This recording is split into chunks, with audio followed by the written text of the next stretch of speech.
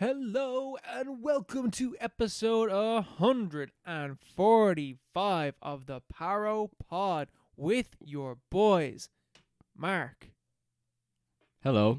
and Owen. Hi there. Hey guys. It's been a bit of a while. Bit of a while. minute. We've been Bit of a minute. It's been a busy period. a Closing busy out month. this year. Fuck me. Busy month. Busy. Holy moly. My God. But all should be returning to normalcy as we step into Christmas and 2025. A man can hope. I think everything is. I think the stars are lining up. I feel like surely there has to stop because Surely this has to stop. like this like All this. especially for like us doing the podcast. Mm. It has been a very rocky year. Not in terms of we've always been trying to do episodes, but it's been hard with theses, life, jobs, moving. Yeah, all this rubbish, all this noise that comes in when you're in your mid-20s. Fuck that. Man, who would have thought being an adult and you have stuff to do in your life? It's just, things are speeding up. Mm-hmm. Things Rapidly. are rapidly. You know, even like like the amount of world events that have happened since we last did an episode. It's been a strange time. Things are speeding up everywhere. I'm nearly certain that. What did Donald Trump get elected? Well, last time we were talking, I think he did. Yeah, I think he'd just been I elected. think the two of us were talking Was about it it. was it a month? Yeah. Yeah, I think probably. Yeah, I think it was. Yeah. Yeah, I think it was. That CEO got shot. CEO, Multiple governments have collapsed. Yeah, what the hell was that? That was so crazy. Our own Irish general election. Yeah, Jesus, yeah. And nothing changed, obviously. But like, Obviously, that was a given. that was a given. Yeah, that was kind of a waste of time. Total waste of time. The guy who who ended up getting, like, you know, the way the preference thing works. The guy who ended up getting my preference is resigned, or he's been suspended or whatever.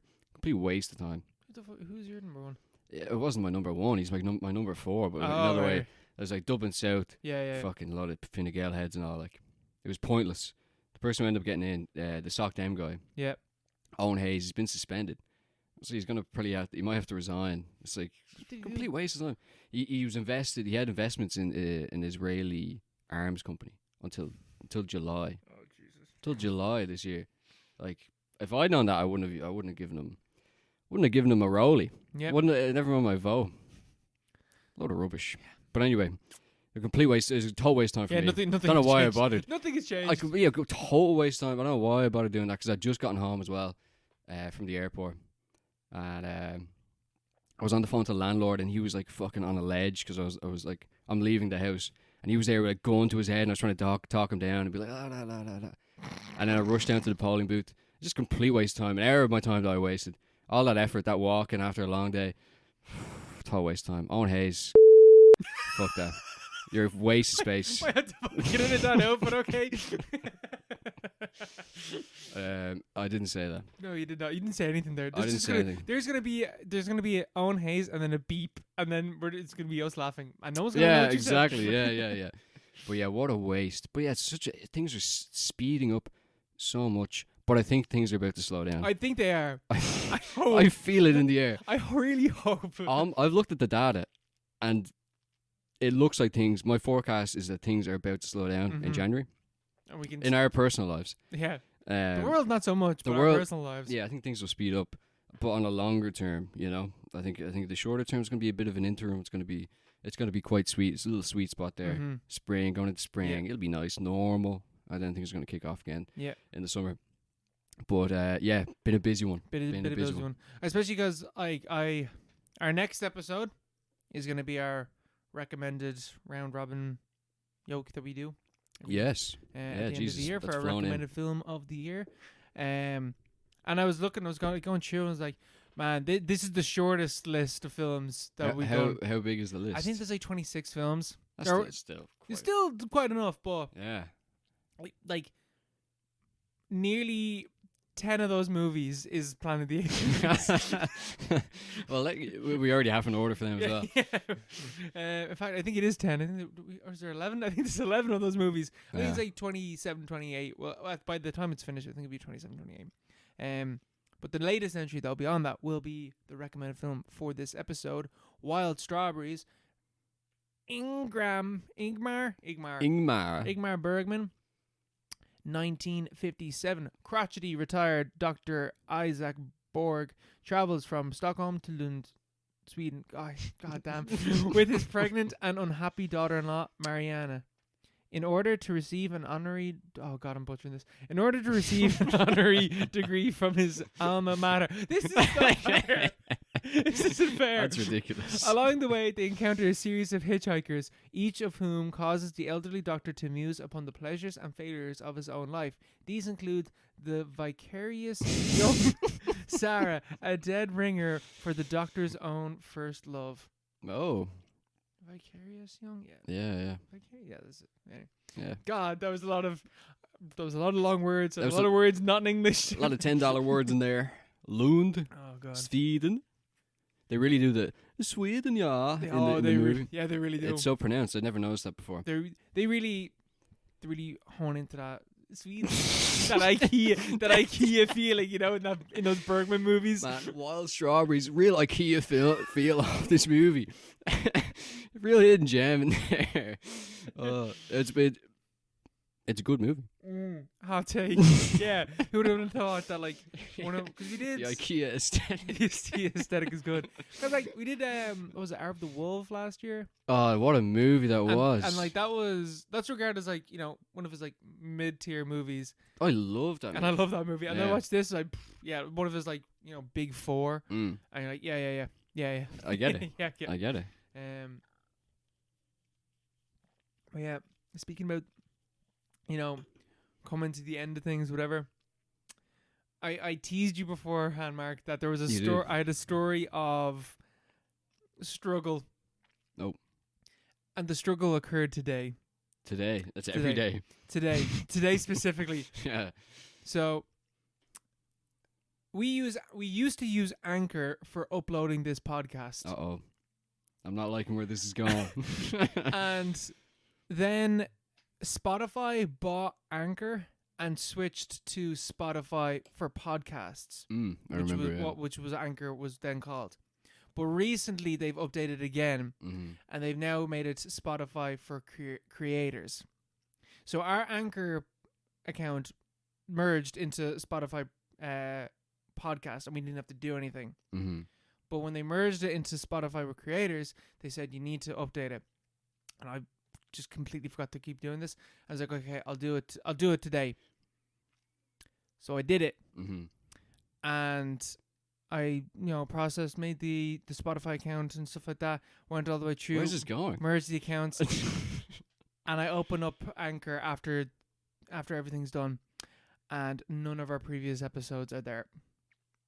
It is coming up as if we are making an entirely new podcast. Really? Yes. What? Yes. Is it all gone? Ah. So for about an hour and a half there, Mark, I'm not gonna lie, I thought the podcast is over. So I was like, I can't believe that this podcast, like, not our own decision to end, but like this was taken away from us. To be fair, it would have been really funny if we just restart and just like act as if we just re-record, 145? re-record everything now. Just start episode 1 again. Yeah. Oh my god, yeah. We have the records. Yeah. We have the recordings. It's just like a full like shot for shot like Psycho 1999 remake of every episode. It take 4 years. You know, especially as like, because like, you know, obviously our uploading has been sporadic, and I was like, man, I was full on like, oh, that's just the fucking end of it. Like, we ain't going. We're like, this is gonna be the end of it. I'll come back from that. Yeah. And I tried multiple things to try and get it fucking sorted, and everything I didn't fix it. So I was like, right, Spotify customer support. They do not have a proper. I could not find the support line for like the podcast or like artist side of things. So I used my personal account to lodge I need assistance with my personal account, and then fucking reverse Uno it when I had an agent and be like, okay, so this is my actual problem and I need you to help me sort this out. And they were like, okay, give us like a few minutes. And then they transferred me to someone else. Them transferring me to someone else took about the guts of an hour. Jesus. I was in the chat for an hour, and then they put me onto someone else, and I was like, I put out this fucking sob story, being like, I've been doing this for 4 years. I like me and my mates just do this, and like I don't know where everything's gone. Please, for the love of God, help me. And she was your one on the other end was like, okay, send me the feed for the new chat for the new podcast that you're after making, the old one, and the email address that should be used. And I was like, boom, boom, boom, here. And then about 15 minutes later, she was like, okay, here's what the problem is. And she just sent me what to do. And she told me to sign in with my personal email address. Yeah. I was like, what? Why? And I signed into Anchor, like previously Anchor, Spotify with creators, with my personal email address. And then the Parapod stuff is there. So we're back. We have the stuff. It's safe. But it's under your name. It's under my personal email address for some reason.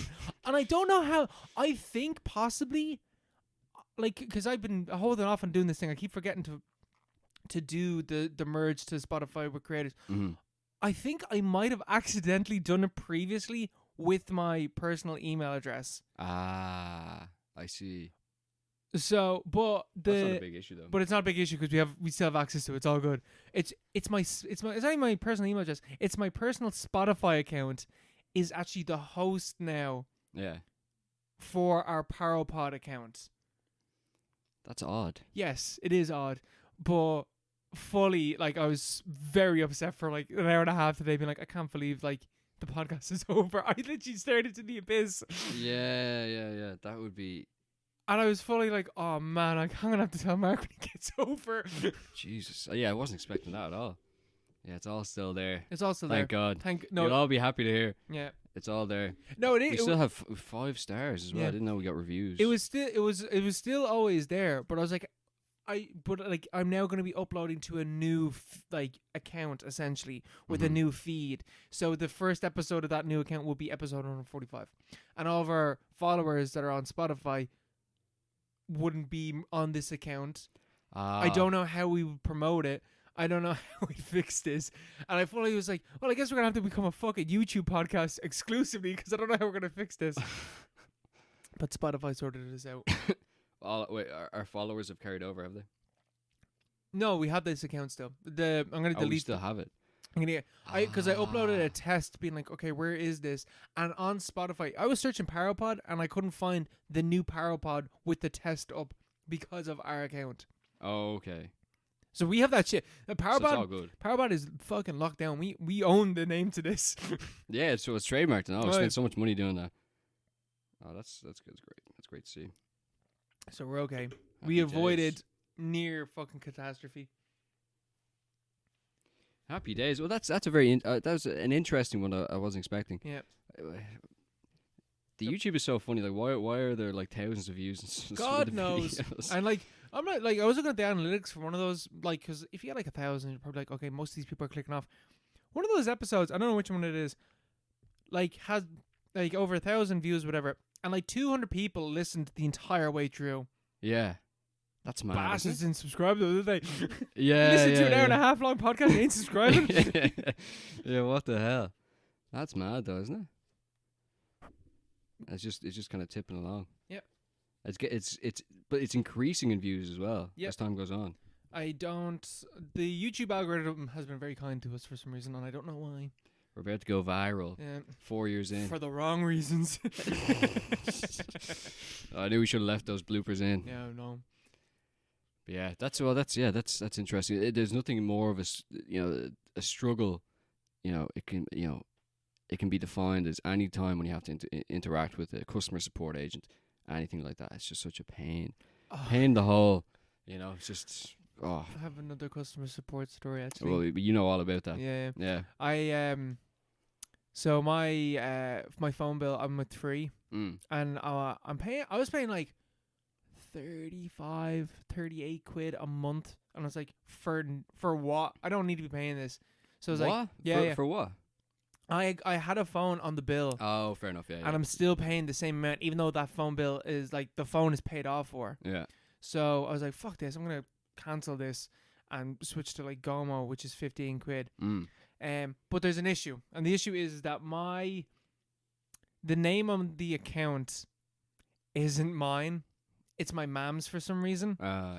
So if I say my name is Owen, they won't talk to me. They will not discuss the bill. They won't do anything. Mm-hmm. And the only way that you can, like, you know, discuss like cancelling your bill or whatever is to call them up. Mm-hmm. I'm really, really glad that we live in 2024, and this guy could not argue with me that if I said with this voice. So I had to like give all my information, but give my mom's name. Yeah.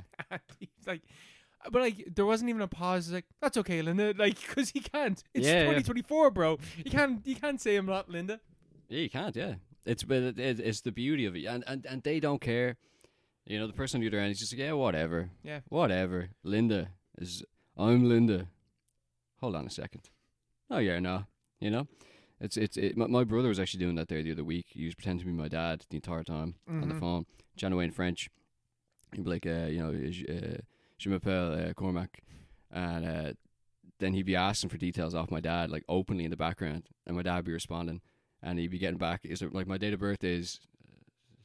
It's 6th June, and they'd be like, oh wait, d'accord. Yeah, they don't care. Yeah, and that was like a legal thing as well. Like that was like a you know, electricity bills and all this. They're just like, yeah, whatever. Okay, Cormac. Yeah.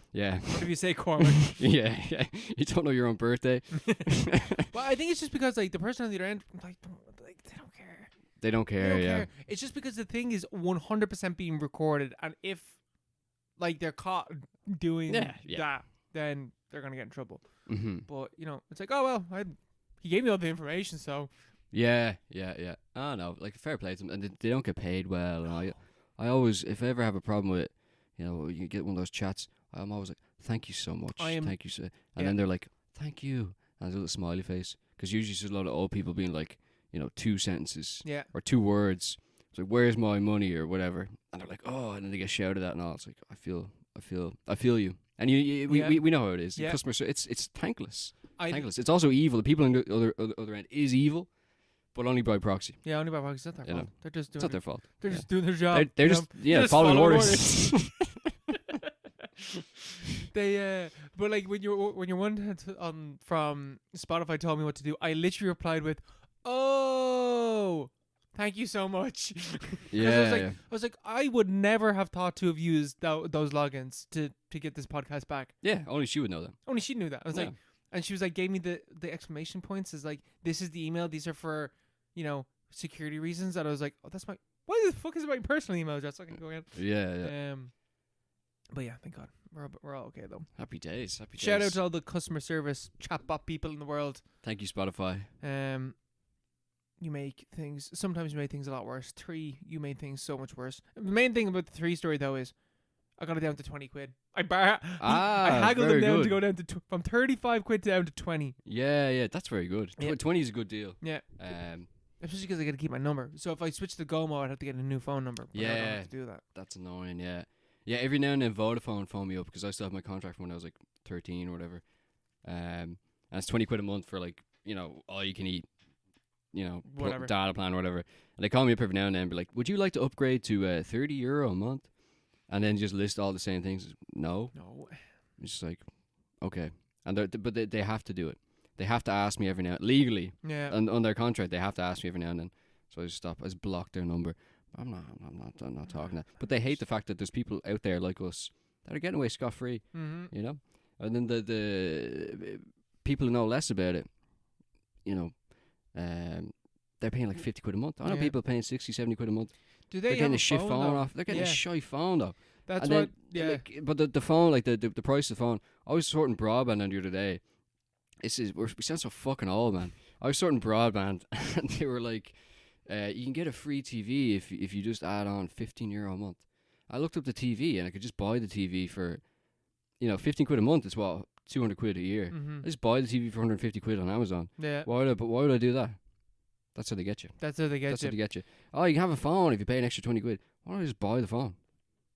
Simple. That's what, because the guy was on the end with me, and like, first time around, he's like, okay, do you want a free upgrade? I was like, nope, I've already looked at the upgrades, and they're really bad. I don't want any of them. Yeah. And then he was like, okay, how about I drop it down to 25 quid a month as top up.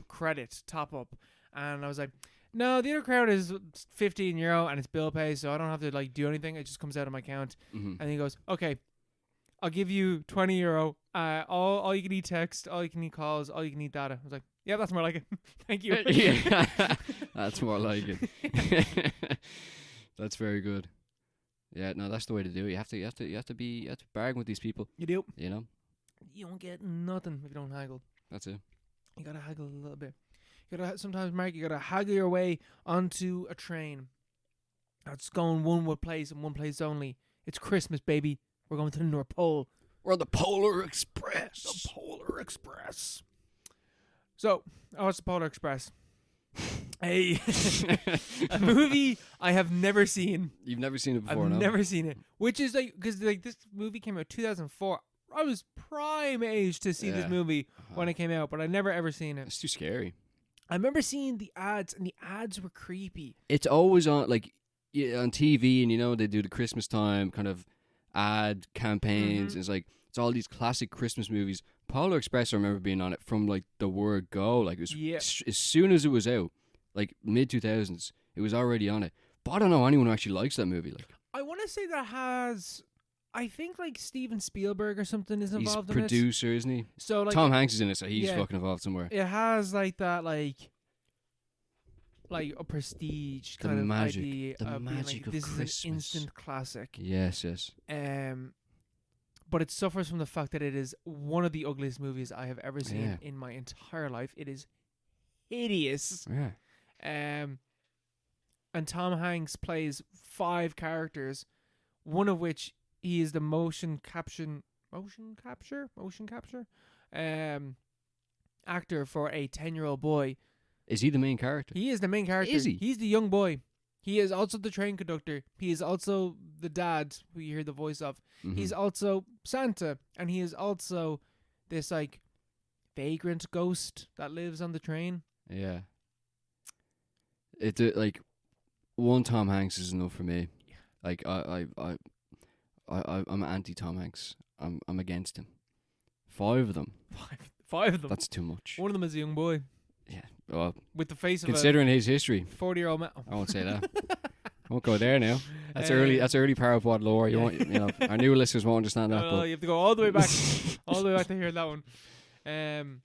Yeah. So Polar Express is about a young boy who it is Christmas Eve, and he doesn't believe in Santa anymore, and they convey this with like possibly the most like nail on hammer. What's that term I'm looking for? Yeah, like hit the nail on the head. Hammer-headed or hammer-headed, blunt force trauma. You know. Yeah, on the nose. On the nose, like hammer, nail, straight on the nose. You know, like he's like he hears like something in his house, whatever, and he runs downstairs, and then he sees that it's his parents, and then he runs back upstairs, and he pulls from like a cupboard, like shopping mall Santa, like in his beard pulled off, and all this like newspaper articles and stuff like that of like Santa caught robbing and stuff like that. And he's like, yeah, see, and he shakes his head. He's like, Santa's not real. He's not real. And he falls asleep, and then he wakes up on a train. The Polar Express has arrived outside, and Tom Hanks again is like, come on, kid, we're off to the North Pole.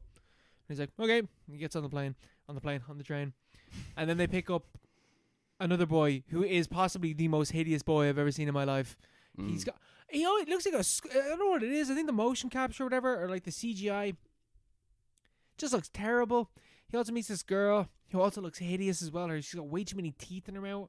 And then there's this kid with glasses who's annoying and also hideous to look at. Yeah, he's the meme guy, is he? Yeah, all the kids are disgusting. The adult characters are fine because they're not, you know. I think there's a bit where like this kid is running to try and get on the train, and it is comically bad. It looks so bad because what it looks like is if you took like an adult man and you like just like shrunk him and just got him moving. Like the poor, like Proportions are all The off. proportions aren't right because it's Like a medieval painting. Yeah, it's an adult man running, but like in the body of a child, or like the size of a child. But also, it's voiced by an actual kid. Why is he voiced by a kid? All the kids are like outside of Tom Hanks. All the kids are voiced by. Why did kids. Tom Hanks insist on voicing a child? Because it's Steven Spielberg. I don't know. Robert Zemeckis. I don't know. Yeah. So yeah. And then it's just a Christmas movie or whatever. But like they have this bit at the end where like all the kids like have learned a lesson. Mm. And I really feel like outside of the main character, none of those lessons like were conveyed or like earned whatsoever. Yeah. Like the kid with glasses is taught like humility because Santa basically tells him to shut the fuck up. Like one bit it sounds like shut the fuck up, and he's like, "Hey, you've learned your lesson. Show some humility." Is this the main character? Is it? No, that's the kid with the glasses who's like the meme. Oh yeah. And the little girl is like, "Yeah, you're a leader," and it's like, "Yeah, okay, yeah." She was the one that called the shots. Makes sense, but like, Yeah. I don't really feel like the lesson made any like sense. Like when it, at the end was like, "Oh, here's all the lessons that you've learned." It was kind of like that wasn't like established at the start of the movie that this is where we're going. Yeah. That they need to learn something. That they need to learn something outside of the main kid, because the main kid doesn't believe. And let me tell you, this is a like religious Jesus allegory of like, seeing is believing and stuff like that. But like sometimes you don't have to see to believe. You just gotta believe. Yeah. You have to believe in him. Of course, they're talking about Santa. Like, what else could they be talking about? But you gotta believe in him with a capital H. Yeah. Oh, is it really like that? Is it that ham-fisted? Like? Yes. Really? Oh, yes. That's so odd. Because they do make it like, oh yeah, it's about Santa, but like he gets his like they get like their ticket or whatever, and it says believer on his ticket, and it's like, okay, I can. He's a believer. He's a believer now. Yeah. Okay. Yeah, after being shown like that he does truly exist, he who like you will never ever see again, but you got to believe that he's there. Mm-hmm. Like it's weird. Yeah, I like for me it was like this is like a religious Jesus allegory or whatever. So yeah, that also was a bit like, okay, cool, grand, okay. The Jesus I didn't Express. expect like Polar Express to be this hideously ugly looking Jesus allegory, but okay. Yeah, it just looks horrible. I don't understand why it'd be. I don't think it really is considered a Christmas classic, but it's kind of forced into the canon a little bit. I think it's maybe like a lot not of people that keep up with that, but like probably. I'm sure like some people have like nostalgia for it. Just because it was on back then. Yeah, just because it was on, but but it's really. It's a bit shit. It's a bit shit. Yeah. It's a bit of a shitty movie. There are some bits that I like. There's like this bit where like the train is like going derailing. across. Yeah, going. Literally, it's derailing and it's going going across ice. That bit's pretty cool. That's great. Thank you. And the music is really good. Like the music is like kind of like instant classic. Is this Christmas Hans Zimmer? If it is, I'd be shocked. I don't know. Maybe, possibly. I don't think so. Could be like John Hughes, maybe. I don't know. Yeah, probably is. Yeah. Regardless, though, there's only two composers anyway. Yeah, there's Hans Zimmer and there's John Hughes. No one else conducts music whatsoever. Yeah. In the history of ever. Well, in the Spielberg movies, that's all there is, Or Spielberg, he probably doesn't have any fucking Hans Zimmer, does he at all? I'm such an idiot. But I don't know. Does he? I don't know. I don't think he does. No. Does he? World War of the Worlds, maybe. Is that Hans Zimmer? Could be. It's a great movie anyway. Who knows? But Polar Express, shit movie. Yeah, I've never seen it. Though below average. I wouldn't say it's shit. It's below average. I do vaguely remember watching a movie back in the day, and it was from the beginning. It was like Santa isn't real. That was kind of the whole, like that was what the main character was up against. It's like, oh, he's lost his faith in Santa. And I just came away with a bad taste. I was like, I remember I didn't watch the rest of it, because obviously the rest of the movie would have been, oh, Santa is real, like that kind of thing. But I was just like, oh, that's a stupid way to start a movie. Yeah, for kids. Santa's not real. Here's all the reasons why I think that.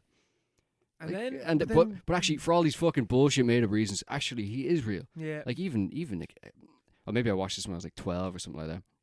But like I feel like even a kid would be like, oh, that doesn't make any sense. You know, it's a moral kind of thing. Especially because like in like Polar Express, it's like like a set like shopping center Santa isn't real Santa. Yeah. Like the film doesn't argue that's actually Santa. They even though kids like will go to those Santas and be like, yeah, that's Santa. Yeah. Yeah, kind of. I don't know. It's weird. I never liked them. Because there's a few movies like that. I never liked them when I was a kid. Even it's not right. Yeah, it's not right. But yeah, speaking of movies where that's a theme, the Santa Claus. I watched the Santa Claus there last week, and my God, what an underrated movie, underrated classic. Yeah, I don't know if I've seen this movie all the way through. I've definitely seen it. You but definitely have. It's it's just a It's always on a Christmas. I know for certain I've seen Santa Claus 3. Yeah. The Escape Clause with Martin Short as Jack Frost. Yes. Yeah. I've seen that like a bajillion times. That's good. I've also seen Fred Claus a bajillion times. I've actually never seen Fred Claus. I've seen that loads. I don't know anyone, nor have I seen Santa Claus 2.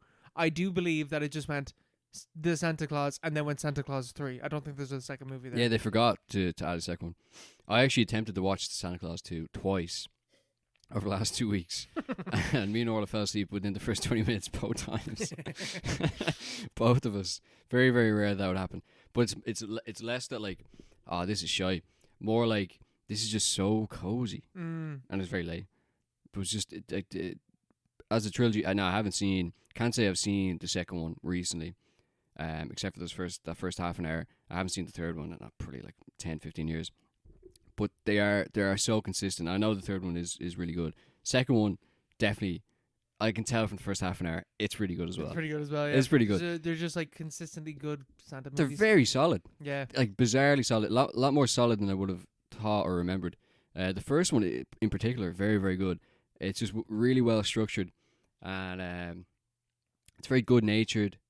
And like it's like, you know, it has the same old horror tropes, but it just pulls it off quite well. Yeah. It's the usual thing where like, or it's not the usual thing really. You remember Tim Allen? Tim Allen's so good. Yeah. I haven't seen him in anything in ages. He did something. He must have done something. I think he did. I think he did. He had to step back, I'm sure. Yeah, I think there was. In the back of my mind, there is some allegation about something. Yeah. Possibly. I'm not sure. Something happened anyway, because he was so big back in the day. But he plays Scott Caan, is it this? Or is Scott Caan a different person? Sorry, Scott Calvin. He plays Scott Calvin, who's a divorced dad. Yeah, what the hell happened to him? What happened to Tim Allen? Is there a... legal issues. Here we go. Oh, wait. Oh, when no, he got done for cocaine. Yeah. He was... No, okay, that's not the same thing. He's a supporter of the Republican Party. That's probably what they did. No, okay. Maybe he's just old. Maybe just gave up. He's just kind of... Well, he's in Toy Story still. So, yeah, maybe he just stopped. Just not really arsed. Yeah, and he's come back for Toy Story 5. Yeah, he's just not doing much. Okay. I don't know why I have in back of my mind that he's just such he did something. He is very much, he's an everyman. It's like, there's nothing, which is why I feel kind of concerned that no one's seen him for a long time. Because that's something that would destroy his career if he was like, oh, he's a fucking whatever. He did this, he did that. Misconduct allegations. Oh, what's this about? Oh, I don't like other people's children. Well, that's good. Oh my that's God, better than most I films. just read the first bit where it's like, which required working with multiple children actors. Like, oh no, he hates kids. Okay, that's a positive in Hollywood. Okay, maybe he's just rude. Okay, maybe he's just a prick. Yeah, maybe he's just a prick. Some people just don't want to work with him. Okay. Well, that's fair enough. I said the potential Pamela Anderson thing, but so yeah, he flashed someone potentially. But other than that, he's a pretty good Santa. He's a solid Santa, and good everyman kind of character. He plays Scott Calvin in this. He's a divorced dad. He's got nothing going on. You know, he wants to be with his kid. So kid Charlie, and he's like staying over with him. That's the whole thing. Everyone's seen this movie, I'm pretty sure.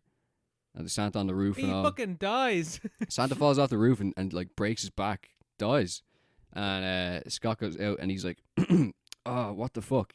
He's like, someone just fell off my roof. And he puts on the Santa Claus because he's cold. And he's just in his jocks. And then there's reindeer and they go flying around for a bit. And then the whole movie is basically him just trying to convince his son that didn't happen. And that's not a real thing. And that, As he slowly turns into as Santa he slowly, Claus. it's a good, like... It's a body horror. Yeah, because it's Becoming Cronenberg-esque. Becoming what you don't want to be. Becoming what you don't believe in. What you really are, though. Yeah. It's because I think like the popular imagination of it, because there's been more. There was a series there this year as well. I forgot to mention that as well. He was in the Disney Plus series for Santa Claus. Why did they make that a TV show? I've no idea. I haven't watched it or heard anything about it, but like for some reason they made that. But like in the second, third, and then that series, he is just Santa Claus, and that's the whole movie's about him being Santa Claus and how he deals with that. But the first movie's not Santa Claus at all, really. But he doesn't. He is, but he doesn't want to be, and it's a good. He's forced to be Santa Claus, and that's a good little premise there. And he's slowly turning into Santa Claus. And there's all these good kind of comedic bits. So you know, funny, like he's getting fatter. Being like the Batman, like you gotta become the Batman. Yeah, he's forced into the role. Yeah, He's not the. This world needs me. Yeah. The world needs Santa Claus, and they need Mr. Calvin because no one else. He's the only guy. Like he has to kill himself if he doesn't want to be Santa, and he can't resist fate. It's about man being, kind of subject to the world around him. Like he can't control his own destiny. The whole thing's about him. Initially, he's this kind of like, big shot, boardroom guy at a toy company. He's just very much managerial, kind of, I'm trying to control my life. His house very pristine. But then time goes on. He becomes Santa Claus out of nowhere. And, he's losing control of his life. And he has to find a way to embrace that.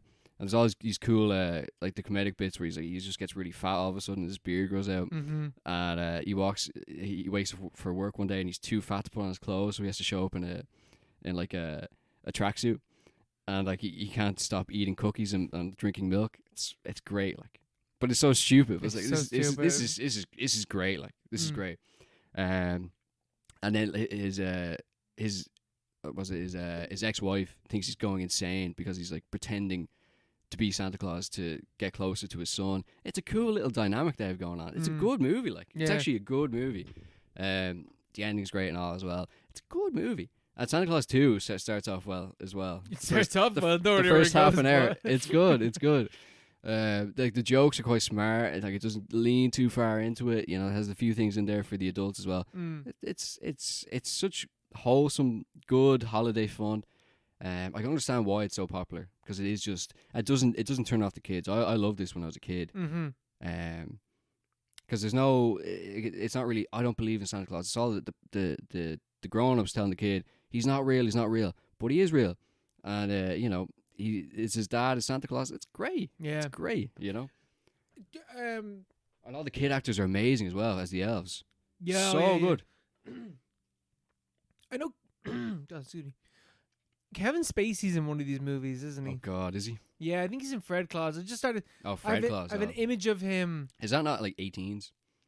Fred Claus. Yeah. No. Wait, I'm thinking of a different thing, am I? Are you thinking of I'm thinking Bad Santa. Yeah. Fred Claus is just that Santa has a fuck up younger brother who has to like help. Ah, yeah. And like, wait, who's in this? Who's in it? Vince Vaughn. I remember Vince Vaughn being in it. Yeah, is Fred Claus. He's Fred Claus, so he's like Santa's fuck up brother. Yeah. Okay. I can't. Remember. I've never seen it. I don't know if it's Tim Allen though. It's not the same series now. I'm wondering. Is it? Is it? I thought I've never seen that. In my head, it is, but I actually don't know if it is because I think I've seen Fred Claus so many times, and I presume that it's part of the same franchise. No, it's not. It isn't. Okay, never mind. It's Paul Giamatti. Paul Giamatti as weirdly pro-communist. Okay, right. So, Fred Claus is a separate thing. I don't know why I thought this was part of the. In my mind, maybe it's just the name. It's just part of the same franchise. Okay, so there's only 3 of them. I don't know why I thought the 4th one was Fred Claus. Okay, learn something new. The Escape Clause. Crazy that they made fucking 3 of them though. Jesus. They made them so. The first one's 1994. Second one Why is do they 2002. have Fred Claus? Like, why do they have Santa Claus rated at 2 stars? Like this one has 2 stars. I don't know. 2 stars. I don't know what happens in this movie. I'm gonna remove that. Remove that watching. I'm also removing Fred Claus because I've seen that movie, but it's like fucking literally. Wasn't that movie 2007? Literally nearly 20 years ago. I've seen that film, so I'm just gonna remove that as well, as if I've never seen that. Yeah. Paul Giamatti as Santa. God. Okay. You know a Christmas movie I don't get? Elf. It's alright. I don't get Elf. Yeah, it's I don't understand the love for Elf. I'm gonna say something really like dismissive and mean. Mm. If someone says to me that Elf is their favorite like Christmas movie, it's an ick. Yeah. That gives me the ick. Yeah, I don't get it. I don't understand it. I feel it is. It's just kind of a default choice. I think It's you're being too safe, and this is coming from someone whose favorite Christmas movie is Muppets Christmas Carol. Like, well, that is kind of a deep pick. You know, that's kind of in the back. That's at the back of the shelf. what's your favorite Christmas movie? My favorite Christmas movie, Black Christmas, obviously. My favorite Christmas movie. That's a great question. Die Hard. It's actually Die Hard. My dad said that actually last week. I was like, oh, what the hell, man? Like, just say something that's actually Christmassy. Yeah. Like, I know that, like, oh yeah, Die Hard, best Christmas movie of all time. I fucking hate. I know that, like, if someone says Elf, it gives me the ick. If you say Die Hard is your favorite Christmas movie, I fucking hate you. Yeah. You coward. That would turn me off. Like, just kind of being like, oh, let's end this conversation. Be honest. Be real. What is your actual favorite Christmas movie? Yeah. Like, engage with the question. Love Actually. When people say Love Actually, I hate that movie. Goddamn. Never seen that movie and I refuse to. We did. We watched that movie for. You watched it. We talked about it, and you had watched it, and I refused. Oh fuck yeah! I refuse every year to watch that movie. It's so bad. I don't want to watch It's so bad. I don't understand when people like it. But like maybe I'm just being a Grinch. I like the Grinch. Grinch is pretty good. I like Christmas with the Cranks, which is another Tim Allen movie. And You're a big Tim Allen guy. Never knew that. Well, pending allegations. Deck the Halls with Matthew Broderick. They're 2 bad movies, but I do like them. Gremlins. I love Gremlins. Gremlins was a Christmas movie. As well. Deck the Halls got Danny DeVito. Yes, it does. He's like the antagonist family, and the whole thing is about you need to conform. You need to be the same as everybody else. No. That's the one. Well, it's one of them. It's Deck the Halls or it's Christmas with the Cranks. Christmas with the Cranks. It is. Was that one? Yeah, because it's way more mean spirited. And I remember Tim Allen being in it, and it was just such a weird message. What's the Arnie one? Jingle All the Way? Is that the Arnie one? That is, that's the one. Yeah. Home Alone. How do you rate that? How do you rank that in your Christmas classics? Home Alone probably actually genuinely probably is the best Christmas movie. 1 or 2, I don't really mind. 2, I prefer 2. I have to say I prefer 2. Yeah, I think I prefer 2, but like either or. Like if you say Home Alone's your favorite Christmas movie, I'm not gonna argue with that. It's just like that's a classic. That's a very good Christmas movie. What are some other really good Christmas movies? I always so many Christmas movies are considered to just be like complete and utter dog shit. But I think that's kind of like you need to have like point, isn't it? You kind of need a bit of shit in there. It needs to be a little shitty. Yeah, I think it's because people aren't really watching TV at Christmas anyway as much. It's a social occasion. You need something that's on the background, just playing, and it's fine, and people can talk over it, and you don't need to like invest in whatever is on the screen. And it's everyone can enjoy it. Yeah. You know, everyone needs to be, because it's a social occasion. It's not like Halloween where you're like you have to be into horror. Yeah. It's Christmas. You're just hanging out with your family. Like, that's why I would reject like Black Christmas probably is. No, that's definitely not a good. But like a good choice. If you for the family, it's the best Christmas horror movie of all time. Oh yeah. It's like not a good Christmas movie at all, but it's it's not festive at all. No, because as you said, there's like requirements needed, and that's why I would say Die Hard is not a good Christmas movie because 5-year-olds and whatever can't watch it. Exactly, the family can't watch it. It's not festive in any way. I think Gremlins really has to be because it's just everyone can watch that. Gremlins is You know, but one markdown, they do have a part where they say that's when I realized I don't believe in Santa Claus. That killed me when I was younger. Didn't like that. Yeah. But I love that movie. You know, it's only one scene because it's not about Santa Claus. It's about gremlins. Yeah. Well, it's about the evilness of Chinese toys. Yeah, it's about how evil Chinese people are. I saw this this like meme. Like it was written as if it was a kid writing into like Santa or whatever, but it was something along the lines of, "Dear Santa, why do all my toys say made in China on them? I see you cannot help yourself and indulge in the cheap labor of other countries. You capitalist pig. Oink oink." True. It's true. It's a valid critique. Santa Claus. That meme is what Gremlins is about. Gremlins is, if you think about it. Yeah, well, it's the 80s, the opening up period. Deng Xiaoping is in charge. He's opening up the markets. It's about the flow. It is kind of a forward-thinking movie, if you think about it that way. Yeah. You know, but that's been talked about already. If you really check think back about it. episode 9 for that. Whatever. Yeah, that's like, I think that's our first like Christmas Yeah. episode. Our first Christmas. Our first Christmas together, Mark. My God. Many moons ago now. Speaking about toys, though. Oh, the segues are seamless. I've been out of 4 years now. We're really good at this. Yeah, we finally ironed it out. I watched Transformers 2007. Michael Bay, Shia LaBeouf, Megan Fox. Oh, I loved this movie. I loved this movie as well. Oh, past tense. Well, it's very problematic, I'm sure, is it? Okay. Yeah. Yeah. So I thought you were going to be talking about the new one. No. Yeah, I was the OG one. The OG one, yeah. And I've been doing a little bit of a deep dive on this movie.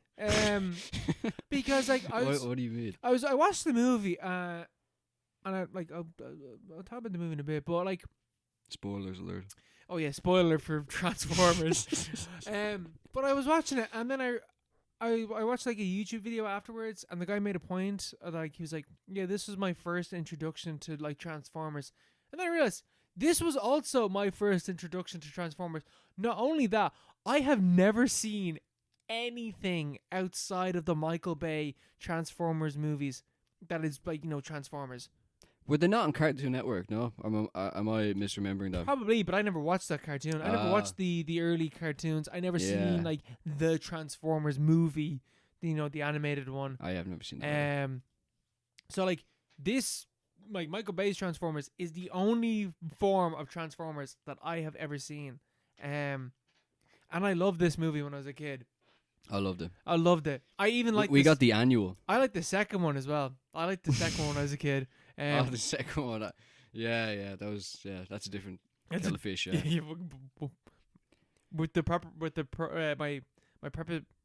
Proposition. Jesus, that's the word.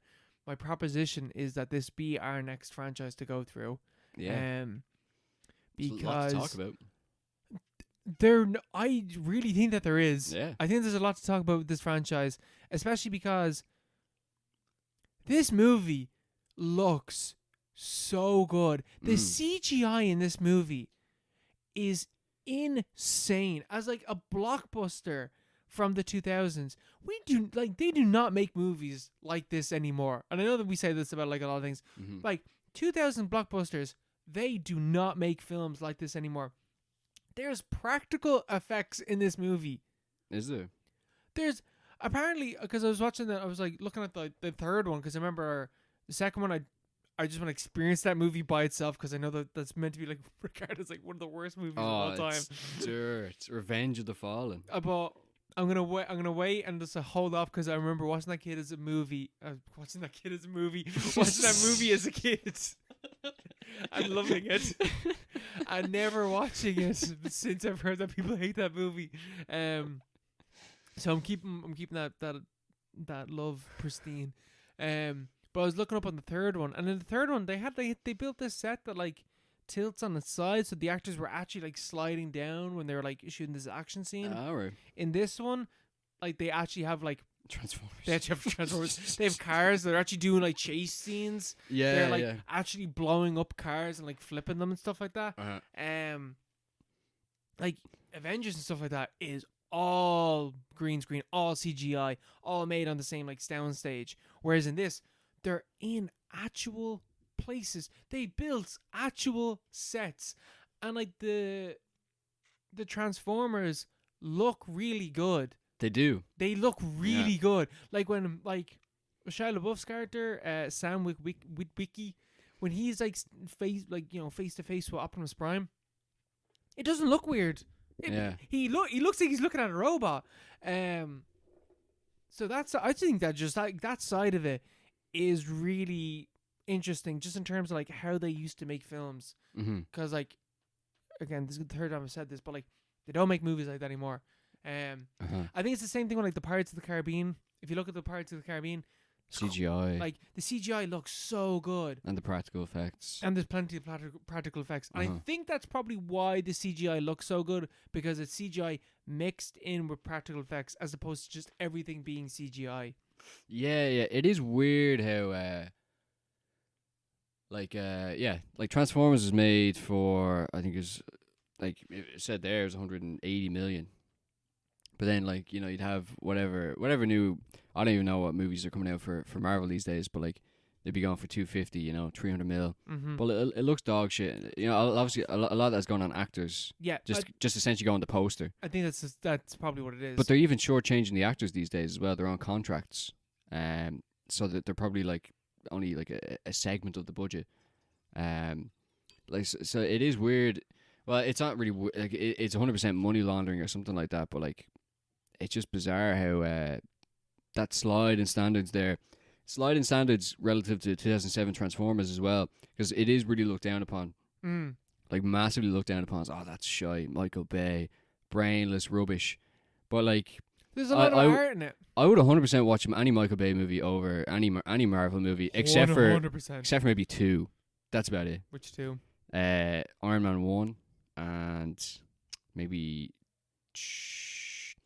the second Captain America movie. Oh, I thought you were going to say there's two Michael Bay movies that you hate, and I was like, oh, I wonder what those two are. No. Yeah. No, like, yeah, well, Thor Ragnarok as well is pretty good. Yeah, it's pretty good. That's pretty good. But like the others, they're all just like why would you watch? I think it's less so a thing now, but like it was like Transformers was like a benchmark for like a brainless dog shit action movie where it's all just like explosions and cool action scenes. Like but it is. But then you see Avengers and it looks like shit. It's boring. Nothing happens. Also mindless action. Yeah, it's the same thing, but it's like worse. It looks so bad. It looks really bad. It's way more boring. You can't relate to anybody because they're all fucking, you know, superhuman fascists. You got Sam Witwicky and you're like, that's me. It's me. That's my self-insert. I don't know if you want to. I don't know if you want to. You don't want to be this guy. You don't want to be this guy. You don't want to be this guy, but he's a self-insert. He's the average guy. He's you know? in 2007. He's a nerd.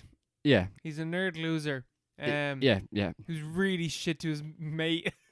Yeah, I don't even remember. I haven't seen this movie now since pretty 2010, 2012. I'm gonna need you to watch this movie because I'm pushing for us to go through this franchise, because we should. Like the stuff with the Avengers, the stuff with the Transformers. Like some of the action scenes, like are, because I remember watching this movie as a kid and be like, man, the end fight scene is so good. Like I explicitly remember the bit where the army dude takes out Blackout, is that his name? He's the. He turns into a fighter jet, is it? No, that's Starscream. I'm not brushed up on my lore. I think Blackout is the helicopter that attacks the military base at the start. Ah, okay, yeah. So he attacks the military base, whatever, and then he like tries to hunt down. He doesn't even try to hunt down. I don't know exactly why they try to kill the army men, but whatever. The plot of this movie is all over the place. He needed an inciting incident. What about if he blows up a military base? But yeah. So I remember that at the end where like the army guy, I can't remember the actor's name. I'm not gonna even say I can't remember. I don't know what the actor's name is. I've never known what the actor's name is. Is this the guy who's in the romantic comedies? Sure, I've no idea. He like gets on a motorbike and like slides and starts like shooting his grenade launcher up at the transformer, and he's like shooting in his chest and stuff like that. I remember watching that as a kid and thinking like, that's so cool. Yeah. But then I watched it now, and I realized that like he did not need to do that whatsoever. Like that Transformer actually died because of the fighter jets shooting him in the chest. What the army guy was doing was completely pointless and like literally didn't do anything to the Transformer at all. But it looked cool. But it looked cool. That's all that matters. That is all that matters. Yeah. I'm gonna proper pluck this from the YouTube video that I watched. But another thing that I do like in this movie is the Autobots and the Decepticons. The Autobots are way more human looking than the Decepticons, and the Decepticons look like animals and like beasts and stuff like that. They symbolize that they're evil. Yeah. They're also a police car. There are also like tanks and military weapons. And Megatron, and I never noticed this. I noticed it when I was watching it like now, but I didn't notice it as a kid. He's the only one that doesn't transform into like a vehicle. He transforms into this like schmoz of metal that can fly. He doesn't because he's like, you know, he's like he's the big cheese. He's the big cheese, but he's also like I'm a proud Decepticon. I'm not gonna hide amongst the humans. I'm gonna transform into this spaceship basically that's like not anything that humans would ever make, and I'm gonna flex and be like, yeah, I'm Megatron. I'm the guy. I'm Megatron, bitch. Yeah. So they're like these sort of things are really really cool. Everything outside of the Transformers, which is about like 3/4 of the entire movie, which is like, you know, the human characters, is absolutely fucking terrible. Is it? Oh my god, the dialogue in this movie is so bad. Megan Fox. This movie, again, it's a big awakening for Owen, Megan Fox. There's a bit where she like straps Bumblebee to the back of this pickup truck kind of thing, and before she said this, in my head I was like, oh, she's gonna say some bullshit line like, I drive, you shoot. And she literally turns around to Bumblebee and goes, I drive, you shoot. And then she like, she drives and he's going pew pew pew. There's so many like one-liners like that. Yeah. Of that level. And then there's bits where like the backstory of like Megan Fox is like, my dad, you know, I told you that I learned about like cars and stuff like that because my dad was a mechanic. It wasn't true. He used to rob cars, and like saying that with that like amount of like exposition for characters, like why they do what they do. Oh, okay. Yeah. And just like, like it is mean, but like Shia LaBeouf screaming Optimus and all that. Yeah. It is that bad. Like the dialogue in this movie is fucking atrocious. You have the Secretary of Defense as well, like pulling out like an old style shotgun, like fighting like Decepticons and stuff like that. Yeah, it's ridiculous. It's so funny because like part of it is like it's like some of it is like really like anti-government, like the police. Like one of the main evil Decepticons is a police car. Yeah, it also has this complete glorification of the military and all this stuff. It was one of the first movies, I think. I don't know, not one of the first movies, but it was a big example in the 2000s where I think they got all the vehicles they used were released from the US military, and obviously they supervised the script and the story and all that stuff. So maybe they're just like, don't trust your local law enforcement. Trust the central government. We'll clean everything up. That kind of thing, maybe. Yeah. I don't know. Yeah. But it is like it's got loads of stuff like that, and also like, and apparently this gets worse like later on. But the product placement in it is so noticeable and like really like pulls you out of the movie. There's a bit where it's basically an ad for like Mercedes and like Jaguars and just cars. It's like this car's like spinning around, and this like, you know, Autobot is like walking around looking at all these cars, but then he notices like the Mercedes or the Jaguar, and he's like, that's the car I want to be. That's the car I want to drive. And just stuff like that. Yeah. But yeah, every character bit is terrible. The parents are like, and they're a meme as well because the dialogue between them and Sam is so cringe. So cringe inducing. and just like not funny at all.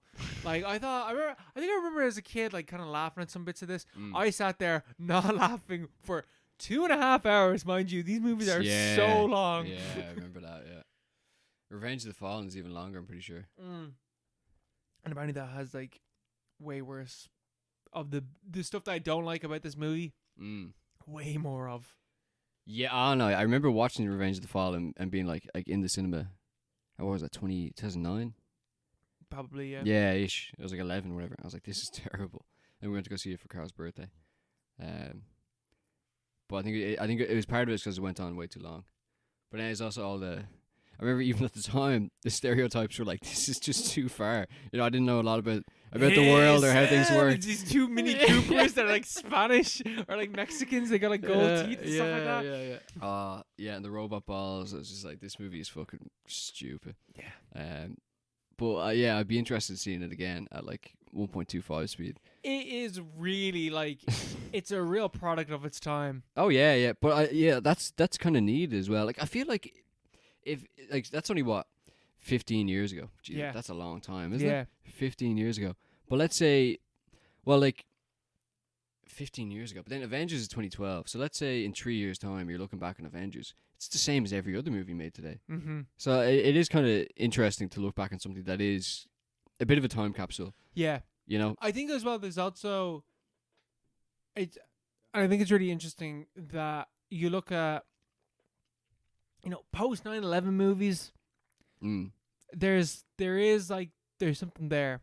There's a nugget of something there with these movies. I don't think it's a good nugget. They're onto some kind of strain of something, yeah. But there is like, hey, join the military. Come on over. Like, you could be the cool guy, like sliding on the ground, shooting up in the air. Mm-hmm. But also, you know, if you're thinking about it, he didn't do that. He actually didn't. He wasn't the one that caused that. Yeah, he's against damage. all those things. So like, he's a good soldier. Is it a commentary? I doubt it. But you know, it definitely is. Yeah. I don't know. I feel like Michael Bay movies are. They're either the most genius like subversion of like what you think it's gonna be, or it is just exactly what you think it is, and you really shouldn't give him as much credit as like diving into it. Yeah. But I think it's more like Transformers is so egregious and just like in your face about everything. Yeah, from what I remember, anyway.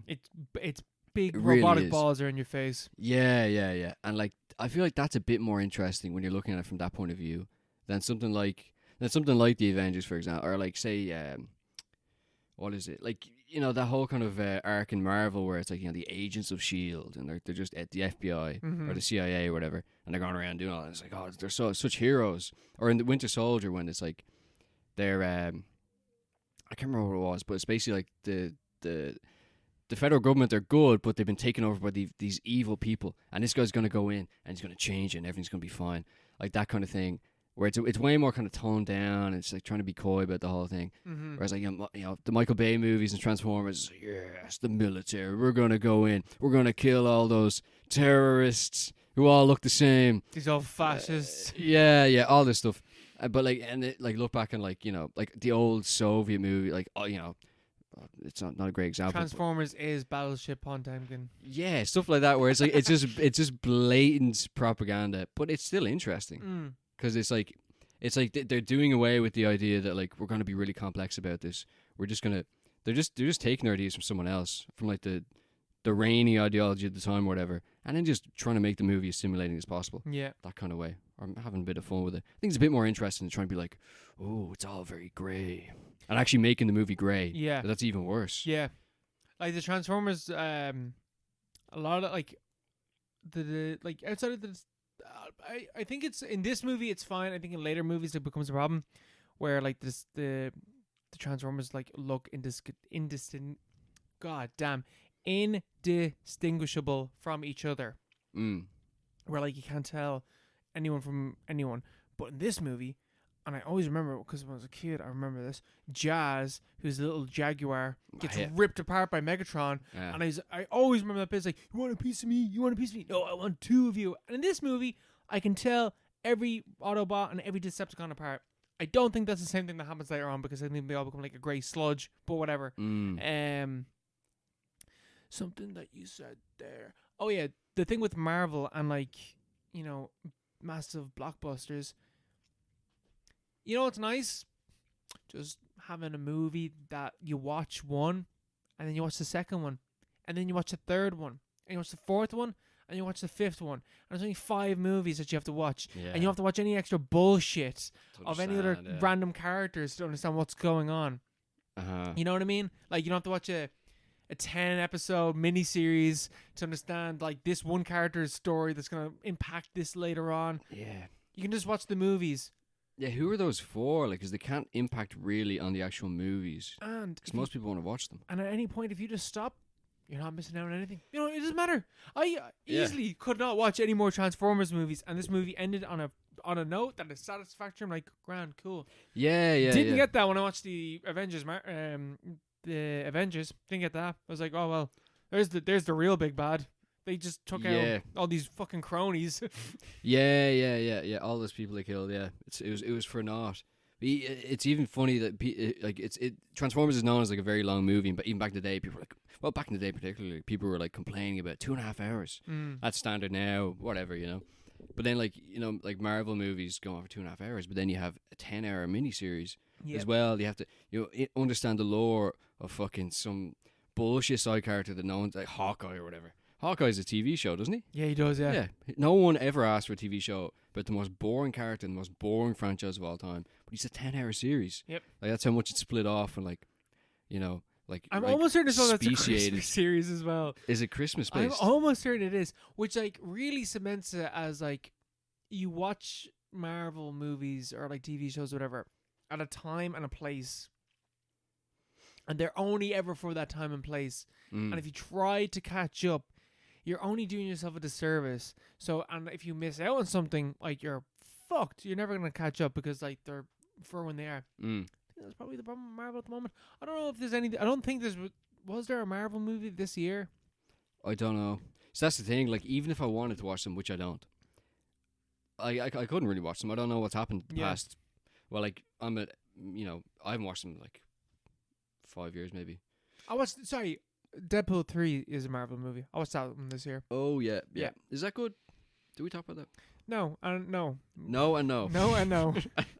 Okay. Yeah. Yeah. Do you remember X-Men? Because now you better have watched all the X-Men movies for what's coming up as well. Oh, really? You also need to watch Blade, Elektra, all these fucking random shit movies that didn't get a sequel from back in the day. Oh, is Daredevil in this one? No, because they remade. They made that fucking TV series about which I think now is also in the MCU. Canon, is it? So, like, I'm not doing this. I'm not. I'm happy. I'm out. I'm sure the one dork that has seen everything of Marvel will be really happy when we get to the smorgasbord that will be, Infinity. No, it's not Infinity War. What's it called? I don't even know. The Eternals, the Eternities. Oh God! Like, what's it called? The big. There's I can't remember what it's called. It's not called Endgame. No, obviously not called Endgame. The Final Countdown. I think it's called Final War or whatever it's called. Yeah, it's going to be the one that they're building up to, where it has everyone. It has everyone. It has X-Men, Fantastic Four. Everyone's going to be in this big, massive. This film better be like 6 hours long for the amount of characters going to be in it. That sounds so boring. And then once that movie's done, grand, we can kill this franchise and never do this ever again, because Marvel have destroyed the film industry. Fuck you. We need to go back to the Transformers. Transformers, baby. It's such a shame. But like squeezing all those characters in, ridiculous. That's not needed. That's ridiculous. So you don't get any. Oh, I know this guy so well. You only get to know 100 people really well at any given time. Mm-hmm. That's small village. That's your monkey fucking universe. I can only care for 100 movie characters at a time. Yeah, you can only care for a certain amount of characters. It's like, wow, look, it's fucking Wasp Killer from Strand 3 of the Disney Plus series. Who the fuck is that? And you get like a 3-second sequence. Oh, look, it's the Silver Surfer. Oh, I remember him, yeah. Yeah, he was in a really bad movie. Yeah, he was in that shit movie from 20 years ago. It's like, oh, look, it's Spider-Man. There's like 4 Spider-Man. Which one is that? Which one do I care about? Yeah, which one? I only care about one. I only care about one, yeah. And he's not in it. Oh wait, there he is in the background. I think they've blown their load a little bit, I think. And I'd be suspicious of those box office numbers as well. I'd be suspicious of them. Who's going to see them? I don't know. Oh, I don't know. And then, like, you know, those Disney movies as well, like the remakes of the live action ones, they make $1 billion. You know, there's a Moana 2. Yeah, I heard about that. It's live action though, no? No, there's a Moana 2 and they're And there's a live remaking live action. I've never actually seen Moana. I really like Moana. I think Moana is like my favorite modern Disney. Okay, yeah. And then Is it Pixar or Disney? It's Disney. Me and Melissa were gonna go see Gladiator 2, which I'm not gonna talk about at all. I have nothing to say about that movie. Okay. That is a movie that I experienced. That is all. It just passed you by. Yeah. And we're going to the cinema, and I looked up, and I was like, Moana 2 is out in a week? I'm just like, have you not heard about that? I was like, no, I haven't. How would I have heard about that? I haven't heard or seen anything. What do you mean there's Moana 2? And I think that's just the point that we're at with Disney. Like, every Disney property is just that. Yeah. There easily could have been like 6 Marvel movies this year, and I would not have known. There could well have been. I think it was only Deadpool, though, and that's the one I saw. Yeah. And that movie asks you now to go back and watch movies that came out 20 plus years ago. Yeah. Now, the clips I seen from Deadpool, I was like, I don't think I'd like that movie now. But yeah, I think it's done. But we called it 4 years ago. Oh man, we've been saying this for 4 years. Back when it was bubbling up. Fucking waiting for this thing to fucking end. I feel like, but I talk to random people these days, people on the street, and I'm looking at the data, and people are telling me that they don't like, they're done with Marvel movies. Like, everyone's kind of like, it's like a generic opinion. Yeah, they're a bit muck. They're just kind of out there. Yeah, there's something to go see, which is maybe what they want. That it's just something. Oh, we'll go to the cinema. What's on? Fucking, Wasp Killer 3, and he's gonna go kill the Silver Surfer. And I was like, oh yeah, that was derp or whatever. It's like, well, it's just something to do. But then you're still spending, the guts of £100. Was it this year that they announced Robert Downey Jr. was coming back? He's coming back as is it Iron Man or is someone else? Is it Dr. Doom or something like Dr. Doom, that's what it is. Yeah. I mean, Marvel is literally cannibalizing itself, so it's all good. It's all good. Yeah, fuck them. Think we go see Wicked though? I don't know why the brought that to my mind. Think we see Wicked? I'm not gonna go see Wicked. Are you? I might, because I think Wicked. I've heard that Wicked is like predicted to be like Best Picture. Predicted, is it? Yeah. Apparently, it's really good. Is it? Yeah. It Apparently, looks terrible. it's really good. As in the actual, the colors looks fucking horrible. But I haven't heard anything about the actual movie. I just know, like, just from the actual like trailer spots, whatever, like ads I see on Instagram. It's so beige, but whatever. I don't know. You're gonna go see it? Yeah, beige, Best Picture. Yeah, probably. Yeah. So yeah, has something about trauma or something or something homelessness. I'm so sick of movies about trauma. Like, it's about trauma. God. It's about the witch's trauma. I think it is, isn't it? I think it is. I've never seen Wicked. I've like never live. either. And I don't know what it's about. Yeah. All I know is that, like, if you're performing Wicked, you have to have a license, because you have to do a bit where someone has wires on them and they fly across the audience. That's the only thing I know about Wicked. You have to have a license. Yeah, you have to. Will we go for Let's go for a break as Kai. I'm yawning. And now on to our recommended film for the episode, Wild Strawberries. Bergman, you already did all the riff-raff of what this movie is about. But what is this movie really about? It's a Bergman movie, you know? Mark, you take the lead with this. What did you think about this movie? Pause for 1 second. Mark read me there for a second. I didn't know what the fuck he's about to do. He was just asking for more wine. We just paused, man. We just paused. Wild Strawberries, Ingmar Bergman. Wow. I'm a speed, yeah. I'm from IKEA. I'm from IKEA. I make the best movies all time, yeah? Fuck you, Bergman. You meatball eating fuck. Oh, lovely furniture, though. God, yeah. But, wow. Wild Strawberries.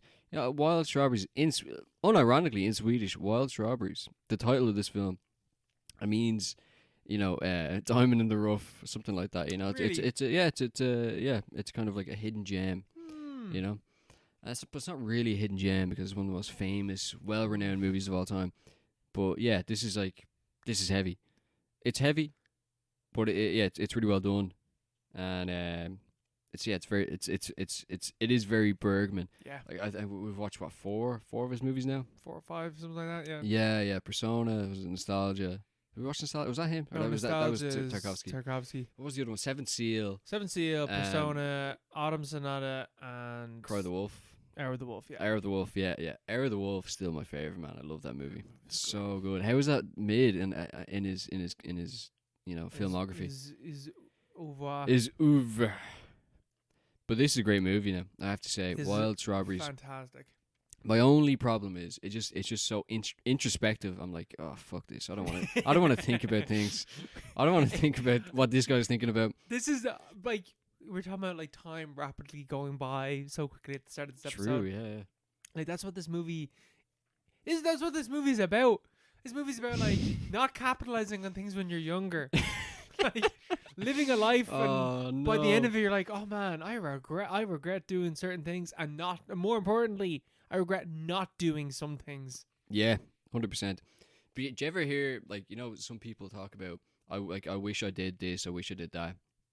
Do you, like, is there things that you think you're not doing now? Well, obviously there are some things. But like, for example, some people are like, I want to travel, I wish I'd traveled the world, I wish I'd done this.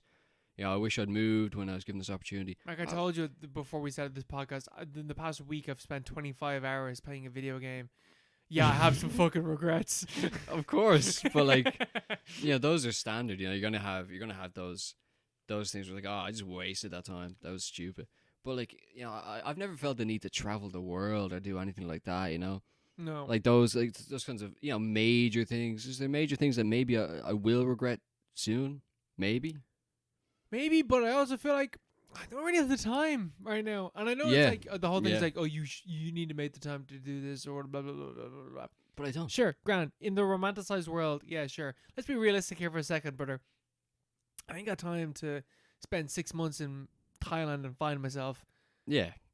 Like, yeah. I got commitments. I got a job. I got friends. I got family. I got stuff I gotta do. Yeah, other things going on. Plus, even if I did have the time and the money, I probably wouldn't do that. I probably wouldn't want to do that. I probably wouldn't be arsed doing that. I'd like effort of that. I'd rather just bask here. Yeah. Just in my comfort zone. I don't really want to go outside my comfort zone. I'm good where I am. But yeah, obviously there's things that you think about, the smaller things, and this movie is kind of about that, because this is 60s. 57. Wow. So there's an old man in this Borg, Isaac Borg. Yeah. And he's an old guy, like he's an old dude. So he probably was born in the 1880s or something like that, like 1890s. Yeah. He's like 70s or something in this, so yeah. Yeah. So he would have been like growing up in like the early 20th century, and like that's we complain about, I think things are so bad. Things are pretty a lot worse back then. But his his whole thing, he's going on this journey that's kind of like, it's half dream, half reality, where he's dipping back into old episodes from his life where he has regrets. About not fucking his cousin. Yeah. We'll ignore that. It's very mid-century, but like they're all kind of small episodes, they're small kind of like episodic kind of events. It's not like, oh, I wish I'd gone and fought in this war, I wish I'd done they're not grand. They're kind of smaller things, and that's what gets you. I wish I said to the girl that I loved her. Yeah. I wish that I lived my life differently, slightly differently. Mm-hmm. Wish I didn't spend my life with this woman that I did love, but she was my true love. Mm-hmm. Just stuff like that. Yeah. It's like, it's very like, what's the word? It's like not mundane, nearly, like the mundanity of it. Nearly. Yeah. Like even the events that these like kind of like remembering or going back to, they're very they're very normal events, but the way he gets into it and the way it's portrayed, in a person's life, obviously those are huge events. Mm-hmm. Like they're blown up, they're blown out of proportion, but proportion is correct because it's one person's life.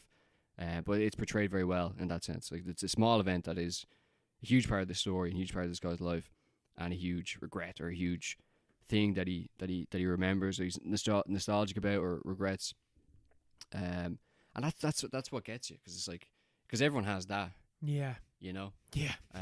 Yeah, and there's a weird kind of like a Ghost of Christmas Past kind of thing, you know. Yeah. Like, oh, you could have done this, could have done that.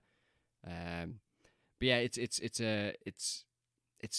not intense, but it was quite I don't know. I think there's a lot in it. There's considering it's 90 minutes. Yeah, And it's very compact. It's very very simple plot, but there's a lot happening. It's about death. It's about dying with regret. It's about family. It's about youth versus the old.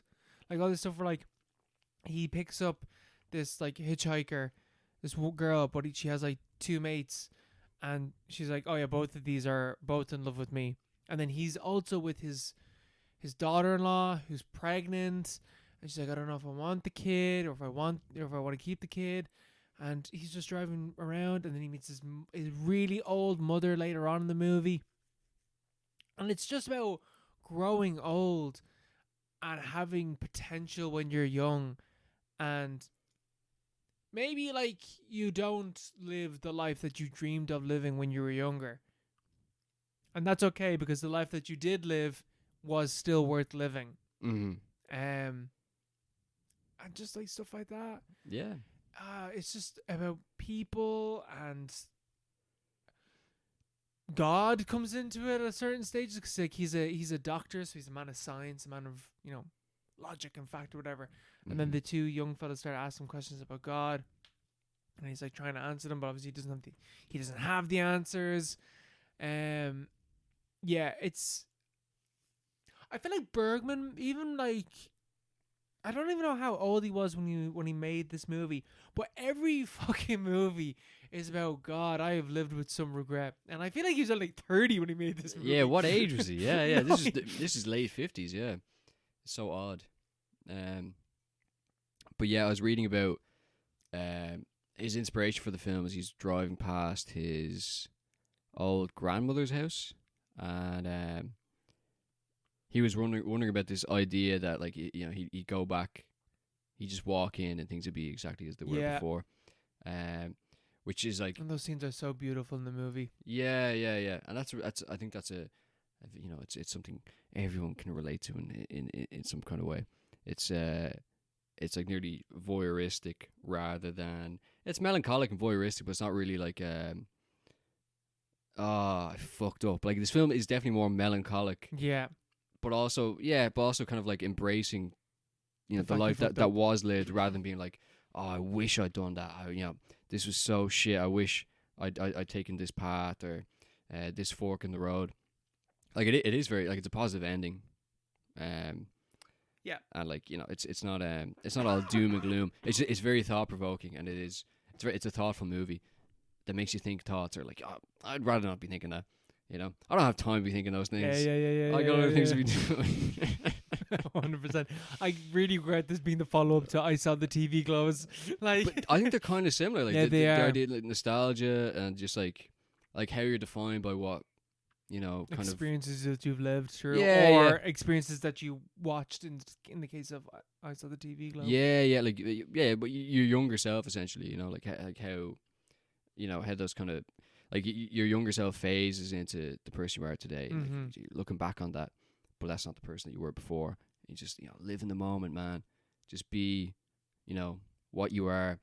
Kind of like Wild Strawberries, essentially. It was just basic messages. You know, it happened. Whatever. Yeah. It's grand. It's okay. It's all right. You're gonna die anyways. It doesn't really matter. Yeah. So like, and not in like a depressing way. Yeah, not in a nihilistic way. Yeah. It's like, you're gonna die, and then, you know, your children could end up like you. So maybe. Yeah, and have the same thoughts. So, you know, it's not a lonely vision of the world at all. Which is kind of, it is. You'd expect something maybe a bit darker. I think I was expecting something a bit darker from the film. But it is kind of like affirming. It is in a way. It's just affirming. The journey there, and the fact it's in black and white. It's mad old. This film is so depressing, you know. Some language I don't understand. Yeah, they're all speaking in bloody Swedish. Yeah, they're speaking in fucking IKEA. You know? Yeah. No, yeah, I. It's so funny, like, talking about Bergman movies, because like, I find it really difficult to describe why I love these movies so much. Like after watching this movie, I was like, Bergman might just be the best director of all time. Like he might just be like number one, because I've seen five of his movies, and each one I've walked away being like, that's just one of the best movies I've ever seen. Yeah. Even his mid movies, but I counted like with Hour of the Wolf, one of the best movies I've ever seen. I think he might just be the best director of all time. Because even like the themes like replicate throughout his work, but they're touched on differently every time. Like this movie is kind of like semi-similar to like Autumn Sonata, but like Autumn Sonata is very different. Very different. It's also kind of like Seven Seal in terms of depth, but it's also really different. It's also about like, Hour of the Wolf came at a time where he was like divorcing his wife, whatever's going on. Yeah. There's also elements of that in this film. Yeah, they're all very personal. But yeah, also extremely universal. And I think that's probably why he's so good. It's, I don't know.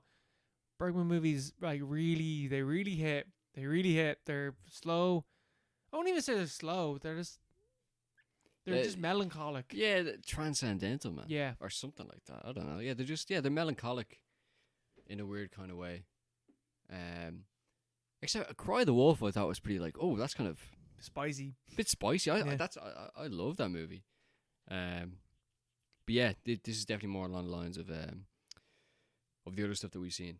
I still haven't seen Autumn Sonata now, but I probably should watch it. Yeah.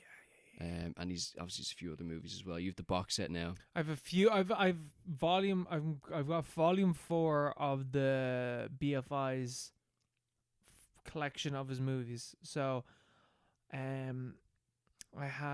has this other movie called Scenes from a Marriage. Oh, I wonder what that's about. Yeah. 2.5 hours. It's about a fucking marriage disintegrating, and it's apparently one of the best things ever made. He's also got this like Whispers of the Darkness, I think it's called, which is also about like death and dying, and like it's mad like experimental. He just has like these crazy movies mixed in with these like, I think the thing is like he does the two things where like super and this movie also has elements of it where it's like super psychological, super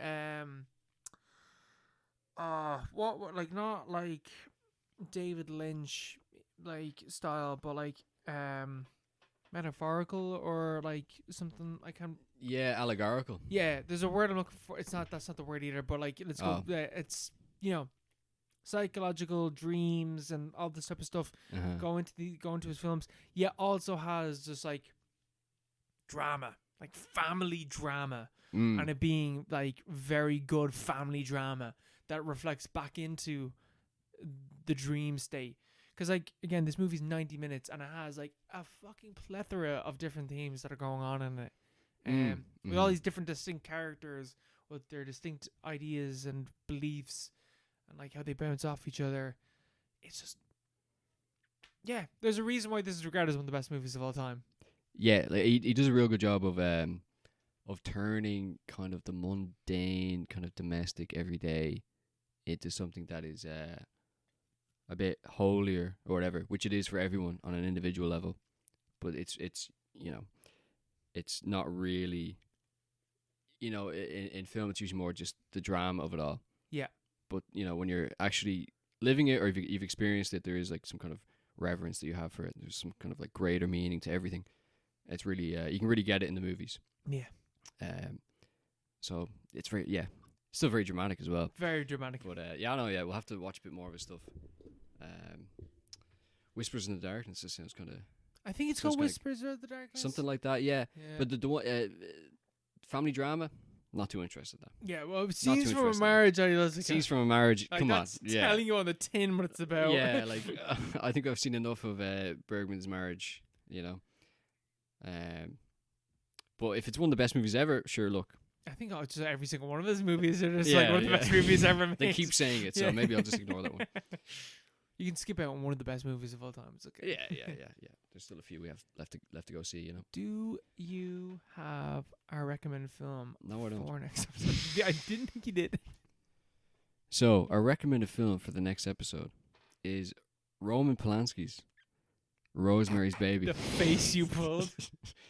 1968. John Cassavetes. He's in it as well. Whoa. This is one of the great horror movies of all time. It's based around New Year's Eve and the New Year in general. So I'm told. I didn't notice that on first watch, but it's an amazing movie. I've never seen it. It's a great movie. It's been on my watch list forever. So yeah, it's good. It's good. You'll like perfect. it. You'll like it. And yeah, plenty of meat on the bones for our Christmas / New Year's episode. Yeah, that'll be good. Maybe our final. Where will it place on the year of? Oh, quite high. I would say. I don't know what the fuck. I know what I'm gunning for to be high, but I have no idea what. I don't know what's really on the list. Yeah. I can't remember. I can't remember either. I made the list only recently. I can't remember.